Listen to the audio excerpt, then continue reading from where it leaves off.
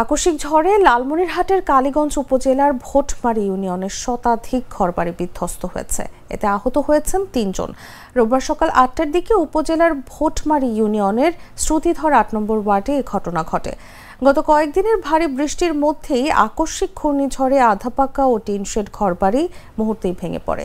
এতে টিন ও ইটের আঘাতে বাদশা মিয়া, মাহমুদ মিয়া ও শহীদুল ইসলাম আহত হন। আহতদের উদ্ধার করে কালীগঞ্জ উপজেলা স্বাস্থ্য কমপ্লেক্সে ভর্তি করা হয়েছে। প্রত্যক্ষদর্শী শাহিনুর রহমান জানান, মাঝারি বৃষ্টির মধ্যে হঠাৎ প্রবল ঝড় শুরু হয়। মুহূর্তেই ঘরবাড়ি ও দোকানপাট উড়ে যায়। ঝড়টি বেশি সময় স্থায়ী হলে ক্ষয়ক্ষতির পরিমাণ আরও ভয়াবহ হতে পারত।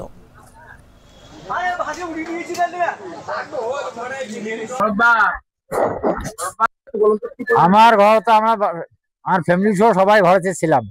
হঠাৎ করে একটা বাতাস উঠিয়ে দিয়ে বিল্ডিং ভাঙি আমার ঘরে পড়লো।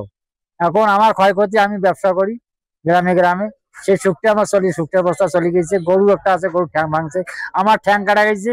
এখন আমার ঘর দিয়ে রাখলাম না, আমি যে দায়িত্বে থাকবো তাও আমার আশ্রয় নেই। আমি তখন থেকেই এলাকার লোকজন নিয়ে আমি এলাকায় আছি।